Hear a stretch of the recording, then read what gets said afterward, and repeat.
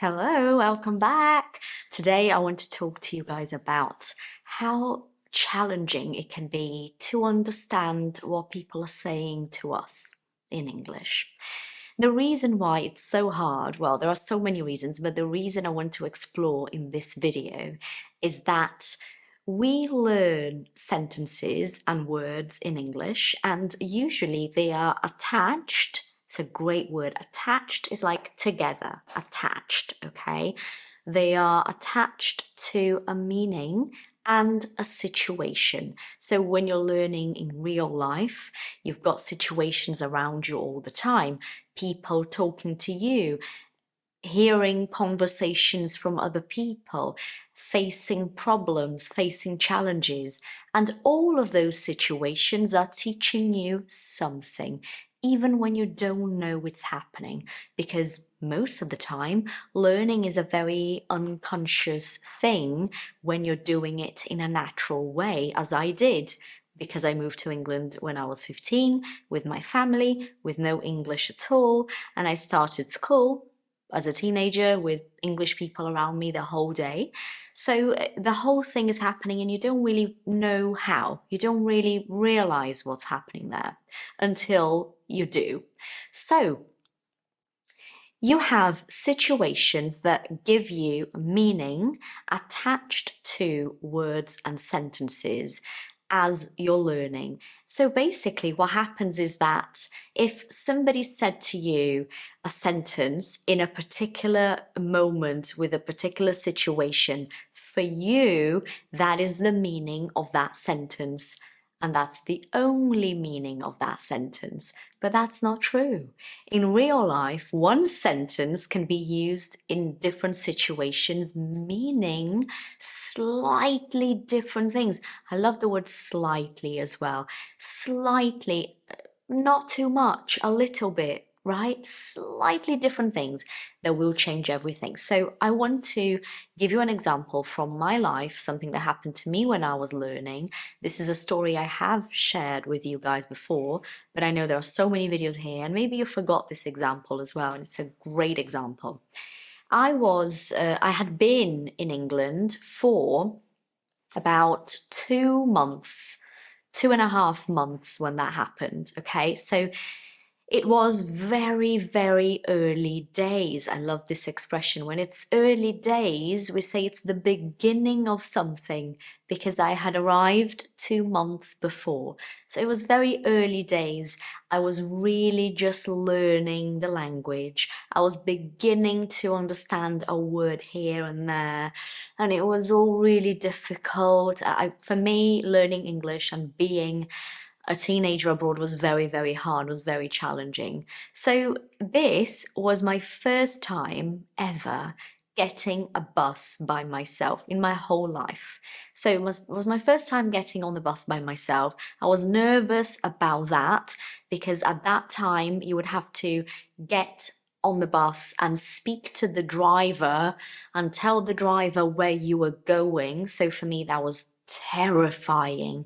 Terrifying is really, really scary. So imagine that I'm standing at the bus stop, really just kind of going over the sentence in my head, thinking about what I need to say to the driver, because my dad had taught me what to say. So I was going over, love this, going over means repeating. I was going over the sentence in my head at the bus stop. And all of a sudden, I'm waiting by myself. There's nobody there. I'm on my own. Really, there's nobody, just me. All of a sudden, which is the same as suddenly, so there's nothing to worry about there. Two teenagers approach the bus stop. They come to the bus stop where I am. I was a teenager myself, and these teenagers were two boys, and they were about the same age as me, maybe 1 year older than me. So you can imagine how stressful this situation was, yeah? And this is beyond English, isn't it? This is life, feeling, emotions, circumstances that we all have, that we all go through. So I'm standing there and they are talking to each other and we are all waiting for the bus.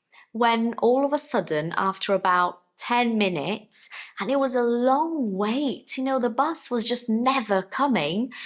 We were waiting there for about 10 minutes when one of the boys turned to me and asked, "How long you been here?" And because I was a foreigner from a different country, I was very used to that question. I was used to it, means that people were asking me this question all the time because I was not from England. I was from somewhere else. So how long have you been here is something I started to kind of understand the meaning of. So I look at the boy and I say, 2 months. And obviously, both boys start laughing a lot.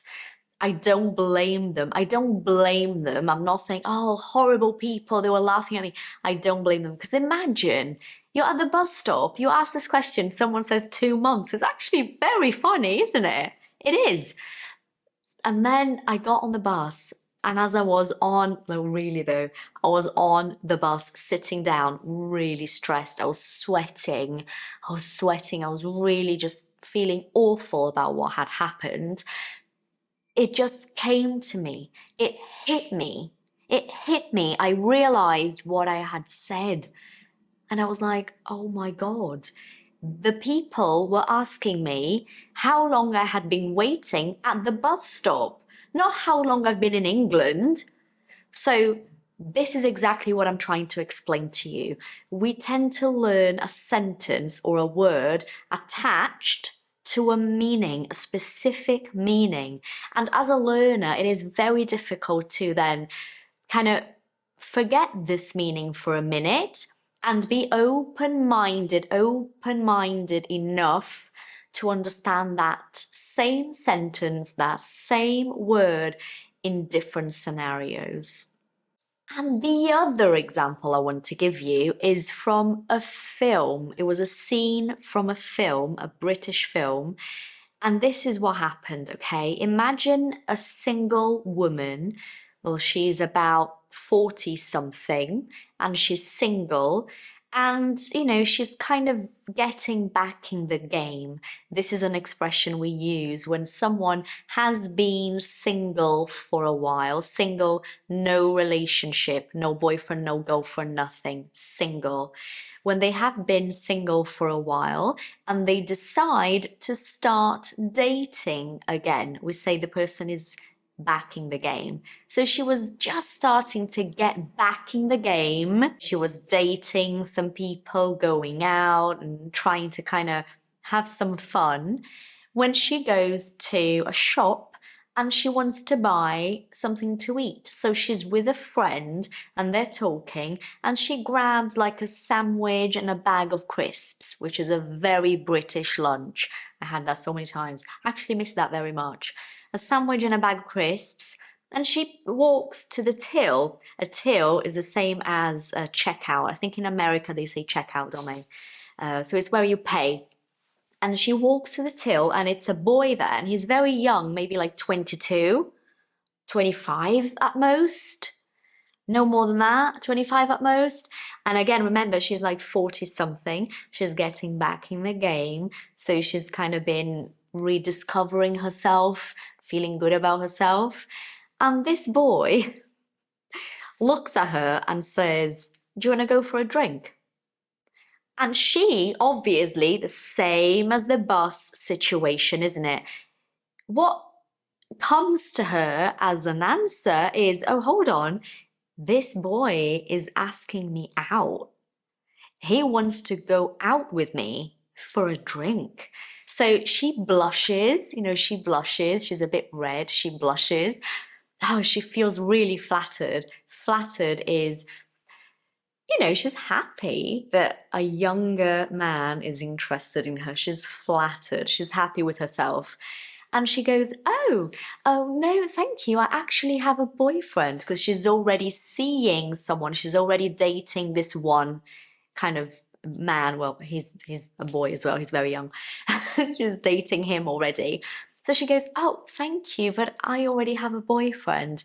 And then he goes, I mean, in a meal deal. And then he points to a poster behind him, which explains that you can get a drink, a sandwich, and a bag of crisps or a chocolate bar for a specific price. It's a meal deal, very common in England as well, very, very common. And he points to it and he goes, I mean, with the meal deal. And she's like, oh, no, thanks, just the sandwich and the crisps. This is exactly what I mean. And when you think about this situation, I thought it was so, so funny because it was exactly what happened to me. But this film is about native speakers talking to each other. So can you see that it's not only about language, it's not only about knowing or not knowing the language, but it's also about what we expect as a question, what we expect people to say. We always have an expectation. So I think in the case of the bus stop, it would be, for me, it would have made a lot more sense if they had said, have you been waiting here long? Have you been here at the bus stop long? Then I would know. And for the woman in the film, if he had said, do you want to drink with your meal deal? Then that would have been really obvious. But do you want to go for a drink is exactly how people ask each other out. That's literally what they say. Do you want to go for a drink? And then you know the person is interested in you, wants to take you out and buy you a drink because there's a love interest there.